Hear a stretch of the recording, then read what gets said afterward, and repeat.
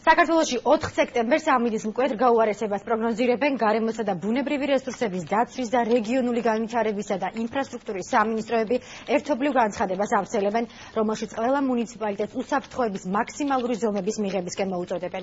ხვალ 4 სექტემბრის დღის მეორე ნახევრიდან საქართველოს ტერიტორიაზე შავი ზღვის მხრიდან გავრცელებას იწყებს ბალტიის ზღვიდან გადმონაცვლებული ციკლონი და მასთან დაკავშირებული შედარებით ცივი და ნოტიო ჰაერის მასები.